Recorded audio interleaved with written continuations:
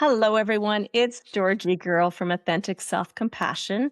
I am so excited today because we have Adrienne Van Gool here, and she is going to speak to us about the journey of self care to we care. So, welcome, Adrienne. So nice to meet you, and so nice to have you here with us today. Yes, thank you for having me. I'm excited for this. Yes, thank you. Can you just share a little bit about yourself and how you started writing this book and why you started writing this book? Yeah, so I'm a physiotherapist in Saskatoon as well as a yoga therapist.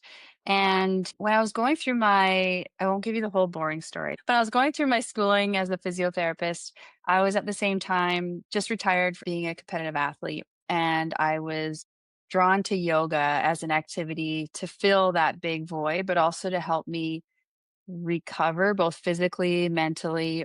And I went to yoga more for the physical aspect of it. And then I really learned so much more. And so when I was going through physio schooling and yoga at the same time, becoming an instructor, the two always in my mind have blended. And so when I became a physiotherapist, I learned about physio and working with people through the lens of that whole person approach that yoga does through the eight limbs of yoga, where you're not just looking in body systems in isolation, like working on a muscle or the nervous system and thinking of these things in isolation. And so that really began my practice at Bangor Wellness. We've had the clinic now for 14, 15 years. I should know that off the top of my head, but I don't. And so during COVID, as we know, is a challenging time for many people. And I wanted to provide something that would reach people beyond just the individuals that were living in Saskatoon that I got to work with. And so that's what brought me to put it down as kind of an offering for the community and individuals to be able to access these tools and hopefully have a little bit more ease and a little bit more regulation. And really, a lot of it is navigating, a lot of the tools are navigating overwhelm, burnout. And that's what I think we'll get into today. But that's a little bit about me and what brought me to write the book. Yes, well, thank you for writing this because it came to me in a timely manner. I was struggling a little bit last year, had some anxiety and panic attacks that came unexpectedly in my life, and I couldn't understand why. And then when I read about the nervous system and how, things are all connected and they communicate with each other, it was just my aha moment. And through it all, I ended up finding out I had a thyroid disorder, which when I do start talking a lot, my voice does change for sure. But this book came at a great time for me, and I highly recommend it to people to read this. So thank you so much. And I'm curious though, when you wrote the title, like The Journey of Self Care to We Care, what do you perceive as we care? I love that question. So there's a piece, the last chapter is basically touches on this concept of the tension required for change. But just as in individuals, when we have a thought, it affects the chemistry of our body, and how we act affects the chemistry of somebody else's body. And so, just like we can't think of our body systems in isolation, we are part of a collective and a system, a society. And what we do in terms of caring for self, it's not selfish, but putting on, often hear your oxygen mask first. It really is the way that we often can start to make a difference in maybe our small family system and then maybe in larger systems. And I think we've all experienced that where we had an interaction with somebody or and it throws us off or it sticks with us longer than it could. And so that's a small example. But then in the last chapter, I talk a little bit about the concepts of dehumanization in healthcare specifically, because I'm in healthcare, and all of these small ways as individuals and as we're part of these systems, how we can make a difference for for the collective, the we care part. Oh, that's beautiful. Thank you for sharing that. I also appreciate that you talk about the whole person and not just a specific area. But what I really appreciated too is just the human experience. You help me understand and learn that in life, like we experience so many different things and how it affects our body. And I think so often we tend to ignore our body and not listen to what it's trying to tell us until it's too Hmm. late. And so I am very happy to have you here. And I'm going to allow you to, I'm going to share the screen and have you share Mhm. with us some of your expertise and wisdom with all of us. Awesome. Well, thank you. I always like to, when you're talking about we care and whole person, I always like to start from my center, which really is at the core of who I am and how I try and show up in the world. And there's a picture of my husband, Matt, and my two kids, Nahani and Walker, and they're members of the Athabasca Chippewa First Nation. And so I've been able to experience as a non-Indigenous person how, in a small way, through him and the kids, how Indigenous culture really embodies this whole person aspect as well. And so I wanted to have some visuals because I just find for me when I'm listening to a talk and a conversation that in this day and age too, sometimes a visual speaks more than anything. And so Yeah. when we're talking about nervous system states and how you were saying that you didn't realize how this one medical condition affected the whole. And Yes. I think many of us, whether we have a medical condition or not, have experienced moments like this maybe in the last day, week, or months, especially as summer's winding down and school's approaching, where you're Yes. just feeling like, oh my gosh, Yeah. And so, what do we do in those moments? And so, so much of what I tried to share in the book is tools to regulate the nervous system. So, the intent was for people to have a little bit more of value for themselves and their worth, not in a narcissistic way, but in a loving way so we can show up for those that we care for as well. And I chat a little bit about this in the book, and I know you shared a little bit about your experience when reading it when you received the book at that time. And I put this part in the book simply because I think the what you do with your website and your community is so important. We learn through sharing stories.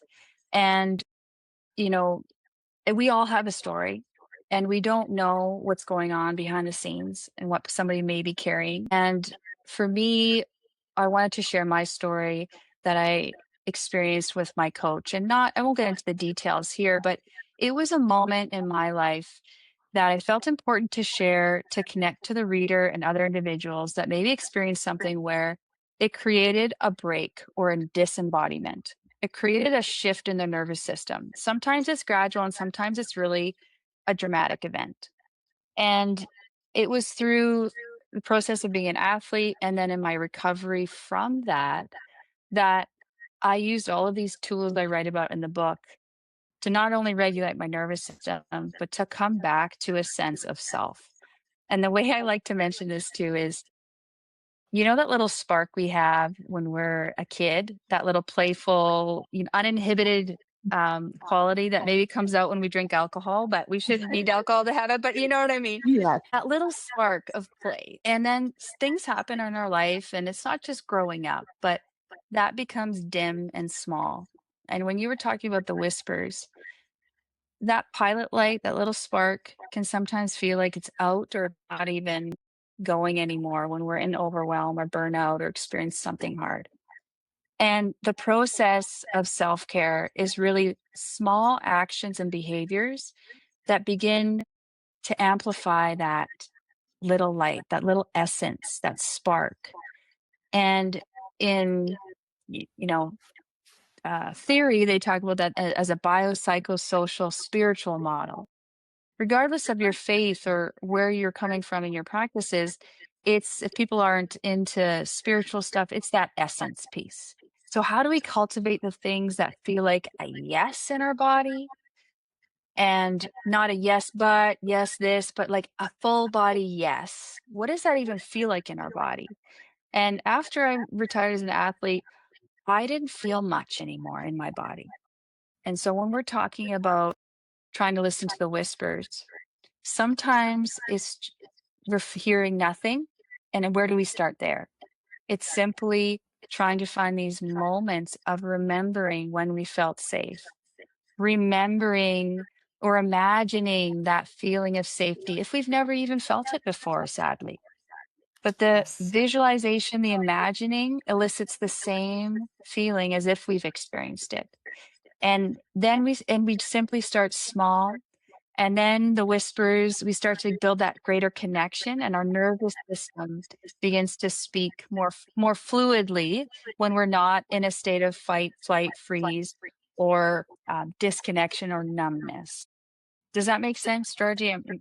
Yes, Okay. it certainly does, and I like the visualization of some people don't know what safety does feel like, and so the visualizing that is something that's a tool that can be very helpful, so thanks for sharing that.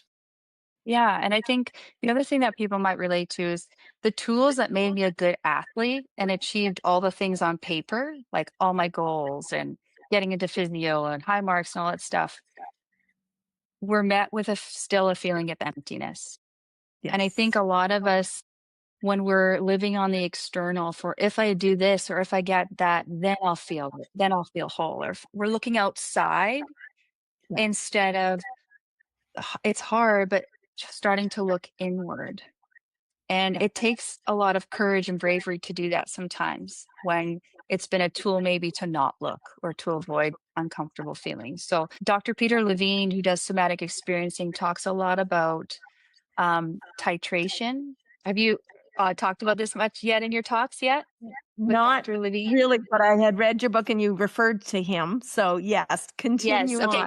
Because I saw I'm you smile, curious. and I was like, okay, I'm gonna. Um, and if people don't know that term from chemistry, because it's been a while since I took chemistry, but it's not these big movements. It's not, okay, I'm gonna look inward and face my trauma. It's like you dip your toe in and you come back to what's safe. You dip your toe in and come back. And I always like to give the analogy of a muscle because I'm a physio. But when you're trying to increase muscle length, you do it by consistent, gentle stretches over time. And our nervous system is the same way. We think about the nervous system as this thing we can't touch, we don't know how to deal with. It's similar to a muscle or to any change. Consistent small changes add up. And the nervous system can also start to develop feelings of safety in different contexts and resilience. But it is something that can be done slow, and it should be done slow, especially if it's new for people. So I'm going to flip through a lot of different things, but this is something I hope people take away here is if this concept of nervous system regulation is new, like what does that mean? I think we all can understand what dysregulation feels like, that picture, right? Where you're just like, and you're not your best self. You're reacting, you're spinning out, you're go, go, go, go. The other analogy I like to give is when you're dysregulated, it feels like things are moving really fast and you can't keep up with all the things. Yeah. And it can even be not logical. You're like, I didn't do much today, but still I'm feeling like overwhelmed. And the nervous system thing to understand is we're still learning about it first. And second is that there's unconscious and conscious aspects of our nervous system. And it's always scanning and asking the question, am I safe? And if the answer is no, then it reaches the conscious and it alerts the stress response. If the answer is yes, then it can elicit a different response of, dopamine and those pleasure hormones. But it's always scanning. It's not something that's on or off. It's always scanning. And people that have experienced maybe their life experience thus far has been more of an environment and life where things didn't feel safe. The filter is set to noticing all the unsafe things. And but we can start to change, and through these tools and what I'm talking about through these practices, we can start to change the filter settings to start to observe, hey, that thing, that's beautiful. So even those things when people are saying, just go touch some grass, go look at some beautiful art, be out in nature, it's meant to target our nervous system and elicit those biological, natural, innate responses of safety. And so those are just some small examples. But I wanted to put this up here for people that are watching it later. just to have an idea of what is happening in our nervous system when we're in more of a chronic state of stress. And this is how the body then, like we were talking about, speaks in whispers, and then it can manifest long enough time. Have experiencing this as your baseline will manifest and can manifest into illness potentially. I'm not drawing a direct line, but and Gabor Mate's work talks about this. But we all know this, right? If you're in a condition for a long time, body adapts to the condition it's in. So if it's a higher stress situation, then you will see physiological changes like this over time that can be risk factors for other diseases later on or conditions. What the regulated response does is the opposite. And so this is where I want to pause and just because usually when people see the stress response, they get stressed that they might be stressed. Yeah. Yeah. So, yeah. So, what I want to pause with people here is if we can just take a moment, sit comfortably in your chair, you can join me, and lean against the backrest, close your eyes, and just take one or both hands and rest them gently on your chest. And we're not going to analyze how fast we're breathing or the heart rate. We're just going to feel the sensation of the hands on the chest. Now, try providing a little bit of pressure and then release. And then take one hand to your lower belly. And now see if you can feel that small moving of your belly. Let go of the postural tension. Get lazy in the chair. Take a little longer breath in. Try to feel the belly expand on the inhale. And then go to the bottom of the exhale, feeling your hand come in. One more time like that. Slow, small inhale. And an easy exhale. And then open your eyes. So that's one small practice that practice of noticing first touch and sensation. We cannot sense through the stress response very well. Right. I'm so sorry to interrupt, but I was thinking about as a teacher, there are so many dysregulated students that this would just help. And it's for everybody, not just the students. But as I read through your dysregulated response versus a regulated response, that was a great shift on how to get a dysregulated person to regulation. So thank you and sorry for interrupting. No, please. That's exactly what I want because it's interesting you mentioned that. I went and spoke to the schools in Saskatoon this year, the public school, and it was to teachers, but it was also to students and using just these tools there. And Dr. Neff, who writes a lot about self compassion, Yeah. um, has a story that I'd like to share. And so this might be for teachers and providers as well, because she has a story when I was reading her Fierce Self Compassion book where she has a neurodivergent son. Have you told this story before? No, that was my favorite book, Fear, Yes. Self-Compassion. Yes. Yes. Okay. So has a neurodivergent son, and he was older and having a big meltdown, like a 2 or 3 year old would, right, in an airplane. And so she was trying to, we've all been there if you've had children and you're flying, where everyone's looking, you're stressed, and he wasn't settling. He was up and down the aisle, and so she put her hands on her heart and just did that, but then did some of the self compassion. She didn't say anything else out loud, but was saying some of these mantras to herself, calmed herself, and then he stopped and looked at her and settled. And so this relates to what we were talking about at the beginning, self-care to we care. Regulating yourself is also contagious. And it's also, you can do so much by embodying it that can speak more to just talking at people. Right. Because people are also, our nervous systems are drawn to calm too. But yeah, that small practice, it does a lot of different areas and works and bypasses the thinking yourself out of stress and goes more into the embodiment part of trying to regulate. But there's really no sustainability without nervous system regulation. And Mhm. even if we're dealing with any health conditions, we have an elevated stress response, of course, because it's impacting our whole life. And so, whatever you're going through, you'll never regret learning these tools of regulating your nervous system. It will only be a tool to help whatever other interventions you're doing. And we already touched on this in the beginning, but that's also how we can create more meaningful, sustainable change is when we do interventions, or even if we're not maybe the provider's not giving you an intervention that's whole body, but if you're approaching it through the lens of understanding my whole body is receiving this, even that can create more of those sustainable changes when we're not just thinking of, I'm going to go to my psychologist and then I'm going to go to the person that does this for my body here, and then I'm going to go over there. But understanding that all of these systems are influencing each other all the time, whether it's a small injury or a larger diagnosis or a stressful situation, for example. But this is what I mentioned at the beginning in terms of self-care to we care is we are human beings that are made of systems and we live in systems. What we think can change the chemistry of our own body, and how we act can change the chemistry of someone else's body. Mm.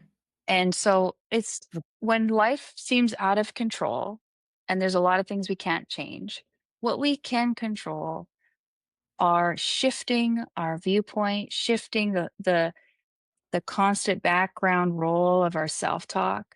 Those are small things that we can control and change. And then maybe it will lead to making uh, different decisions or actions in small ways that lead to bigger life-changing things, whether that's slowly listening to when it's actually a no and not a yes, and then moving in this direction, which then all of a sudden gave this opportunity for that and that. And then suddenly we're taking a different career path that feels more aligned. It doesn't start with, this is what I got to do. It might Mhm. start with just starting to make decisions that feel calming. The way I like to think of it, saying yes to yourself feels the same way like receiving love from someone that, or a loving compliment or love from somebody that you can be vulnerable with. Because saying yes to yourself is small acts of love, really. Yeah. Well said. And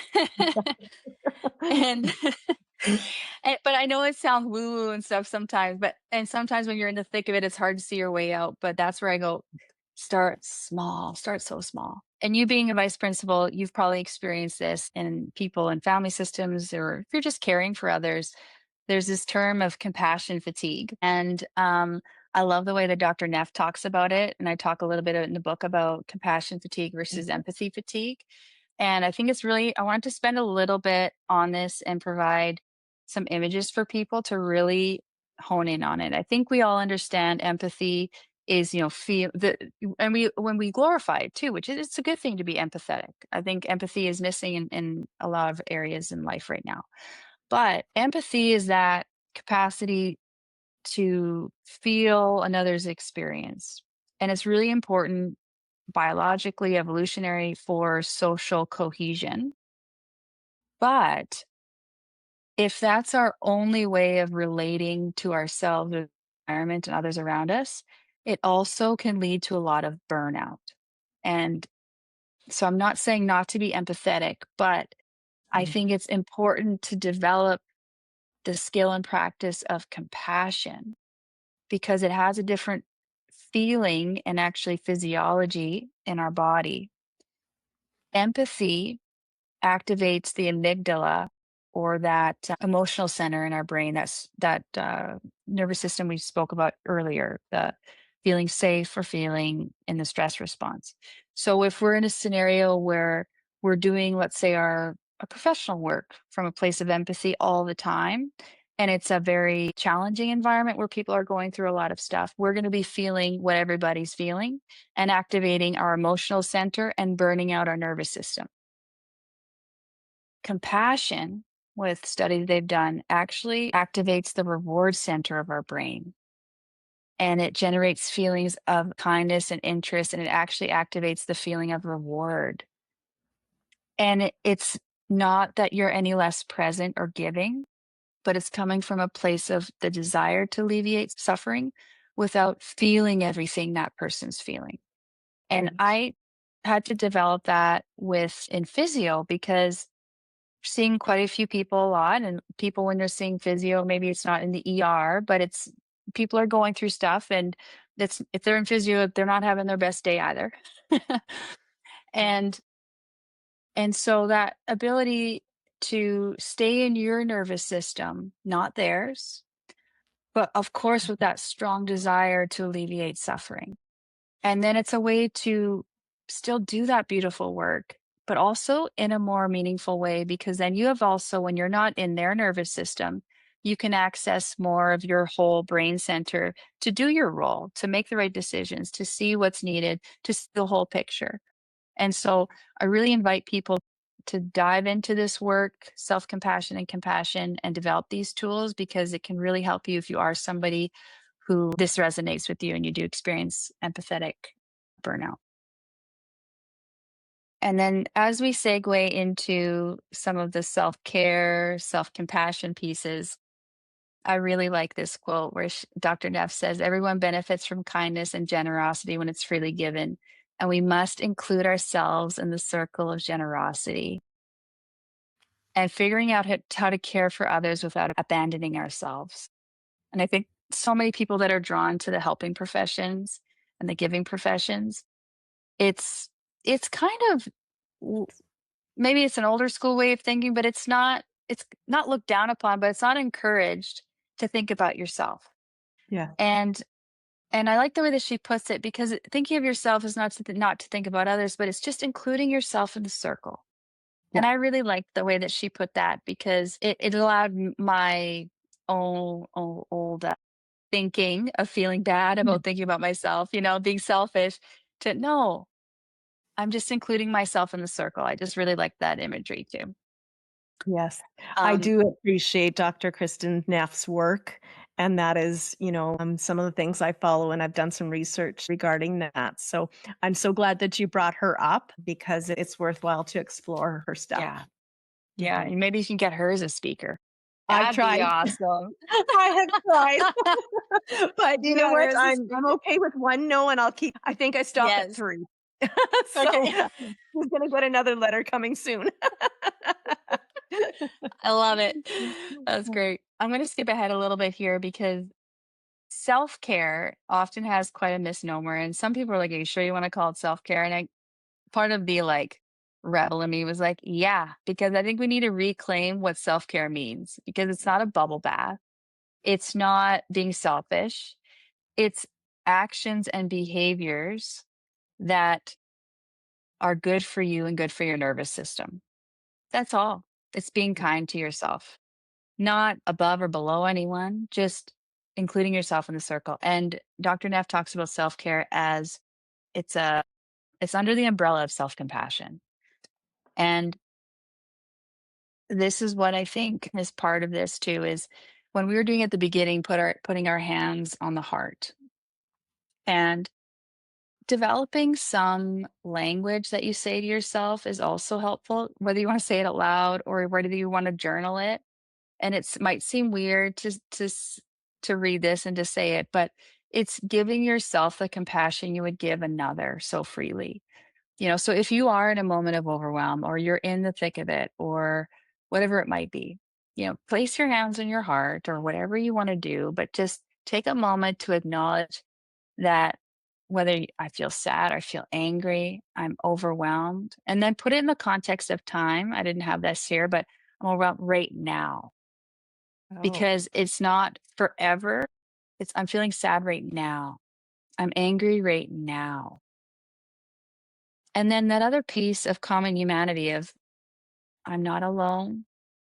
And whatever languages, all people feel this way sometimes, or all, you know, teachers, all parents. This is, you're not alone in this experience.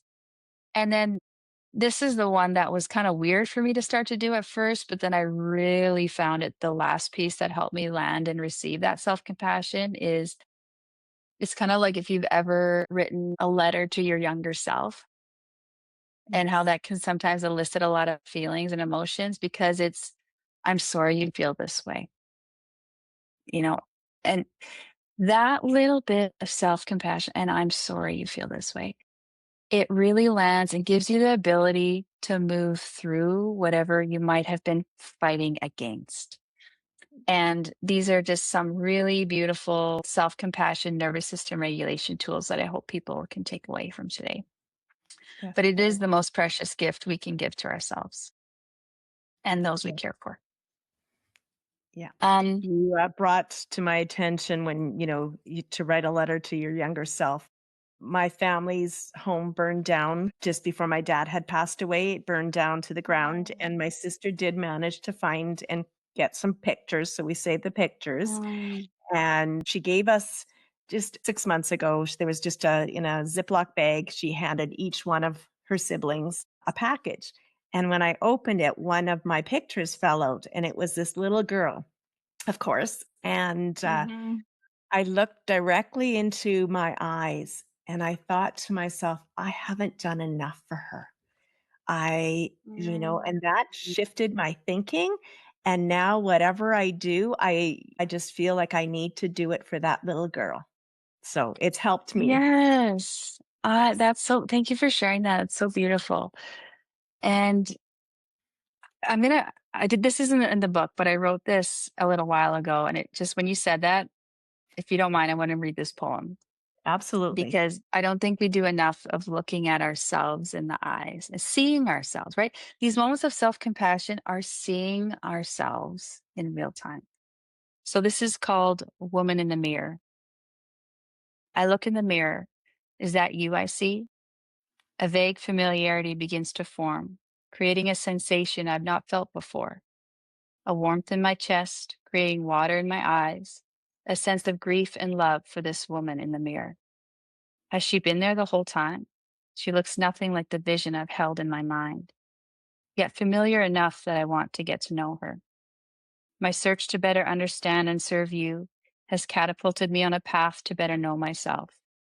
From me to we and back to me, a circle of integration and discovery. Driven by a thirst to know, new worth begins to grow. Born from my desire to be free of the pain, not knowing the journey would bring me back to you. Cultivating a love so deep, you almost become recognizable to me. Now looking in the mirror at you, I almost see me. Wow, that is beautiful. And I Beautiful. feel like what you just spoke to is looking at that little girl. You are that little girl, you know? Yes. And that's what this returning to worth, it's seeing ourselves and that spark that's still there, and then starting to make small choices that are for us. Yes, Yes. in real time. Yeah. Yes. And so this picture of the hand on the heart, sometimes this physical um, touch can be what we need to regulate if the other thinking our way through isn't working, isn't having the result. Mhm. And I think this is an important thing for people to start. And I want to leave this with people to reflect on. Everybody's journey is different, and everybody's body speaks in different ways. We've all had different lived experiences. And so starting to just reflect and create space to wonder, how does your body communicate that you're extending beyond your capacity? Like, how does your body communicate a no? Is it a closing of the chest? Is it tightening of the jaw? Is it just a hesitation? And those are the small whispers I'm referring to. But it's just starting to sense into little body sensations. And when you're pausing that little bit to try and sense, you're regulating your nervous system because, again, you're sensing through that part of your nervous system that can't sense that sensation if you're in a stress response. So I mentioned this already, but the self care, I want to say this over again. It's not a bubble bath. I mean, it might be if that's what you need, but it's behaviors that we use to stay healthy and prevent suffering. And yeah, those actions and behaviors. And are you okay if I read another poem? Oh, for sure. I love the first one. Okay. I'd like to hear others. Okay. Yes. Thank you for sharing. Yeah. Yeah. You write Because beautifully, by the way. I really Oh, well, liked the every chapter had a little bit of an insert there, and I really appreciated what you wrote. Yeah. thank you. Because I think that act of poetry comes from reflection, but poetry to me speaks to the emotional center, which is what we're trying to reach in these reflective practices. But Yeah. for me, this really summarizes kind of the last part of what I want to share. And it's rethinking how we approach self care, but rethinking how we show up for ourselves. So it's called Loving into Wholeness, and that's on page 82. Let's reimagine our approach to health and wellness. Our bodies need to be nurtured back to health and well being, not whipped into shape. It's through the process of loving ourselves into wholeness that we move into a space of balance of being and feeling enough. The discipline is in loving yourself, not whipping yourself. I love myself enough to be honest and do what I need with both effort and ease. I love myself enough to show up for me. I love myself enough to know my limits. I love myself as I am, not because I've done anything to prove I'm worthy of it. Embarking on this journey is the greatest act of love and healing. I commit to myself. And I wanted to share that because we receive so many messages that prey on the not being enough, whether it's physical, whether it's productivity. And the answer is not pushing harder. And like we chatted about at the beginning, the answer is not out there and it seems soft, but it's through these it's hard to do. It's hard to be disciplined in saying what is right for yourself when you feel like you might let someone down if you're externally people pleasing, right? It's shifting the discipline towards ignoring yourself and pushing through the boot camp or ignoring yourself and getting up early, even though, sometimes the saying yes is gentle, a gentle act of eating better. Sometimes the discipline is, for me, for example, making sure that I put my phone down an hour before bed and get to bed early. It's hard, but it's Yeah. that commitment to making those decisions in a loving way for yourself and not constantly pushing beyond your capacity. Thank you for And sharing that. yeah, Yeah. yeah. In the summer when I have more time, I challenge myself and I call them crazy challenges, but last year I wanted to do a half a marathon, so I googled how many kilometers it was, and so a week later I went and walked the 21 or 22 kilometers. It did start to rain, so I got soaking wet, but this year I decided to walk 10 kilometers per day for 10 days. And I do Yeah. that for myself because sometimes I have self-doubt, and Mhm. it's to prove to myself that I can do it, and it also helps me understand that, like, that's not easy. It's not like I'm not athletic by any means, but when life gets hard, I remind myself, "Hey, you just walk 10 kilometers every day for 10 days. You can do this." So those are some of the things Yeah. that have worked for me. So, Absolutely. And I like what you said, you broke it down. These small, consistent actions are more sustainable, but they're way more impactful. They like the New Year's resolution things, right? They should call it the shame spiral because, I right? like that. Because it's, and then you do, oh, there, I did it again. I knew I couldn't do it. And then I let myself down again. And it's like, don't put yourself, just start small. And then the more you show up for yourselves, you get the reward center. And then you start feeling like, well, I did this hard thing over there. And when I did that hard thing, this time I was present in my body to witness myself. And when I come back to like my sporting career, like I did these cool things. I traveled the world for pole vault, but I wasn't in my body to witness it. Yes. And I think how many times, and that's why it felt empty. Yeah.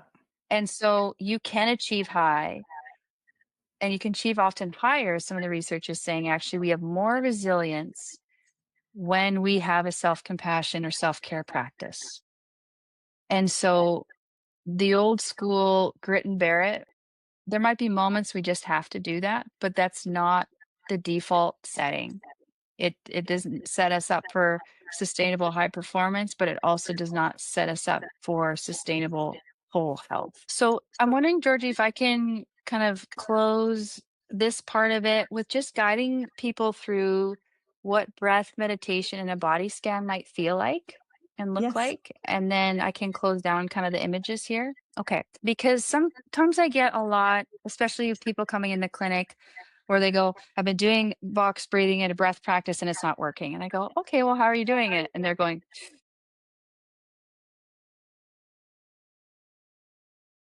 what? And there's so much online right now about breath work and stuff. Yeah. And so this is a public service announcement.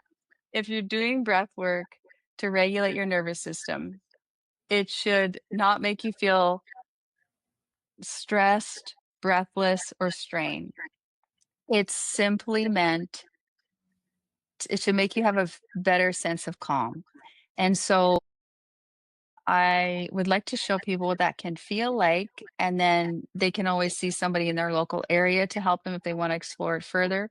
But this is what I would recommend to try for a starting point. So if we can, like we did at the beginning, sitting in your chair, you're listening to this laying down, but let your arms come down. And yes, this is a physio telling you to get lazy with your spine. So just let your head relax, your shoulders come forward, whatever your body needs to do to let go of that postural tension. Letting the belly go, letting the jaw open slightly, and seeing where you can soften a little more around the hips and along the spine. And as you let go of that postural tension, you might notice the breath moving the body. And as we let go of the postural tension, the movement of breath occurs lower down. So instead of in the chest, it's more subtle and soft in the lower ribs and lower abdominal area. Watch that natural rhythm of your breath, not judging it, just observing. And then try to add just like 2% to the top of your inhale, and then add another 2% to the bottom of your exhale. Do that a couple more times with your own breath rate.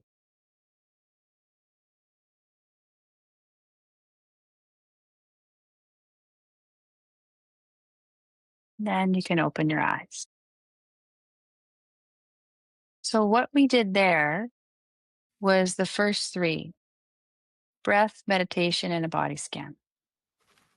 And I like to, for new people to these types of practices, the body scan, just the simple practice of letting go of tension and noticing, and just start to scan and pick different spots in your body. It's also a way to start to know how your body speaks to you in tension.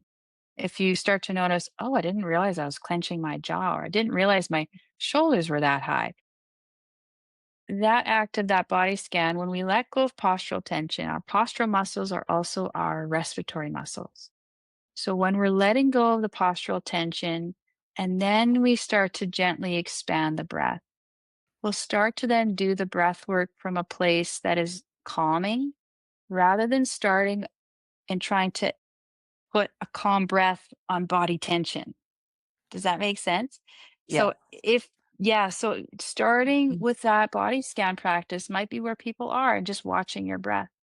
The meditation we did is more of a mindful meditation. This is really important too, and I talk about it in the book, is that there's lots of different types of meditation and they're all beneficial. But in the research they found a mindful meditation produced greater changes in inflammatory markers in the body than compared to a focused and other types of meditations. So, what that means is, what's mindfulness? It's the act of noticing in a non judgmental way. And so, that language I used there, I said, watch the breath, don't change it or judge it, just notice. And your brain immediately will go to, oh, da, da, da, but I was going to do that. Oh, no, I'm just watching. And so that's the practice. It's like Mm. we go, oh, I'm scanning my body. Oh, but I was going to do this thing over here. No, come back. There is no that is meditation. It's body scan. There's no like I didn't do it right because I got distracted. That is human nature. It's just coming back over and over again to noticing. And then I love the breath as a tool because then it gives your mind something to focus on. And when you work on expanding a little and dropping a little, it helps us start with where we are in that moment and then begin to build a practice. And those three first things we went through with the compassion, self talk are really great foundations for starting to regulate the nervous system and tools that we can do that don't cost anything and they're accessible at any time throughout the day. So I'll kind of leave it there with the presentation part of things and maybe we can I'll leave it to you to kind of if there's any things you want to chat more about on that or any thoughts. Well, I was thinking how breath work is so important, and as women giving birth to babies, we have to do the breath work, and yet we forget about it after we have the babies and, Yeah. after when we're in stress where, breath work is so important, and we need to go back to that because I think, like I said, it's easier to regulate yourself through your breath. So, Yes. yes. And Absolutely. I just wanted to ask, is there any questions that we might have from other people here? Just wanting to open it up if there are any questions. And if not, that's okay. So I was just thinking, what a better world we would live in if families and workplaces and communities would understand that self compassion is not selfish. And I think that is just something that we all need to realize because if we're not filling up our own cup, no one else is, and we can't pour from an empty cup. So I appreciate Yeah. your messaging. Thank Yes. you. And I think it extends like you were talking about. I've spoken in some workplaces in terms of system change too, because then you start to ask the question, is this environment set up for burnout? And then maybe there's some ways we can start to advocate for policy change or things like that that can maybe promote more of a sustainable environment, workplace system for us to be able to be our best selves. And also that does create the best outcomes too. Absolutely. Yeah, absolutely. Well, I think we're coming to an end here, and I've just wrote some questions down, so I want to make sure, and you've answered Mm. most of them as we went through. I appreciate in your book, and I don't want to, we don't have to go into the detail, but I appreciated you speaking about your story and your traumatic experience and how you overcame that. And, it's taken a lot of time to heal, but I wanted to say I appreciated reading that because it showed to me that we're not alone. And people, like you mentioned, go through different life altering experiences and their own traumatic experiences. And we do have to heal to be our better selves, for sure, our best selves. So I wanted to Yeah. thank you for writing that. Mm. Well, thank you. And thank you for saying that. And I really did think about including it or not because many reasons. Like I said at the beginning, I felt like I've learned so much through the sharing of stories and maybe people haven't had that exact experience, but sometimes we can look at our own tough times in a different way when reading some a perspective from somebody else. And I don't get into details, so it's not like trauma reading, but it's just enough to hopefully elicit, like you said, that reflection of, how we can overcome and that hopefully not to lose hope.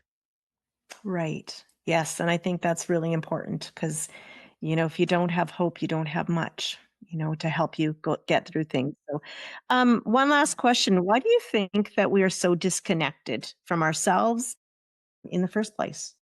Like, why you talk about connections and the whole person. Why do you think we're so Yes. Yeah. disconnected? I think we are so distracted and it's very easy to be distracted and pulled away from yourself. And I think we also live in a society that really values productivity, and we're either being sold something, marketed. Our attention is being pulled because attention leads to hits, likes, marketing, advertising, you know? And so I think we also live in a society that values what did you do today more than how are you today? Mm. And I think that it's on each individual to really go against the norms, go against, because it's hard. This is where I talk about the discipline and committing to yourself. It's hard to not fall into the distraction and disconnection.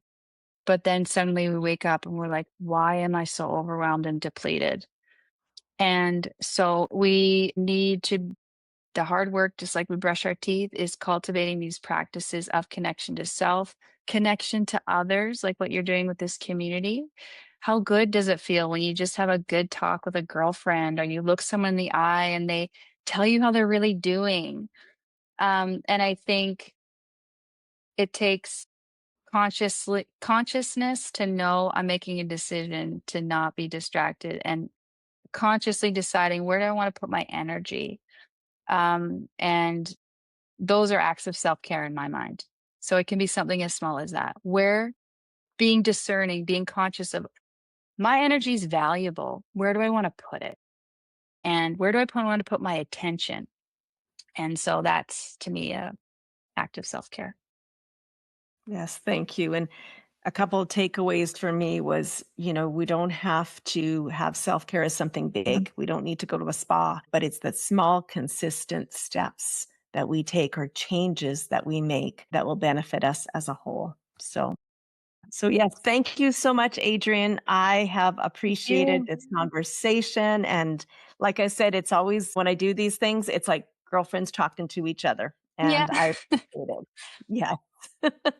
Thank So you so much. It was fun. yes, thank you. And before I let you go, I just wanted to mention our next speakers will be Darren Lang is in October. And this is just announced today. I will start advertising it, but we'll also have another guest speaker. Her name is Corliss Russell, and she's actually hosting this huge conference, Lead Conference Canada 2026 in Saskatoon. And she's agreed to be a guest speaker on authentic self compassion. So those will be our two in October. And as usual, I give some prizes. So I am going to purchase a book, and I'm sorry I'm at the lake, so I can't purchase it yet. But I will purchase your book here, Adrian, and it will be going to Kristen Quinn. So thank you so much. And Awesome. I hope, Kristen, you appreciate and enjoy this book as much as I have. So thank you, thank you, thank you. So, all right, everybody, I am going to say goodbye and thank you for coming. And I know that it's summertime and it's so hard to get people off the beach, off the lake, and whatever the fun activities they're doing, but greatly appreciate it. And stay tuned for the next guest speaker. So, bye for now.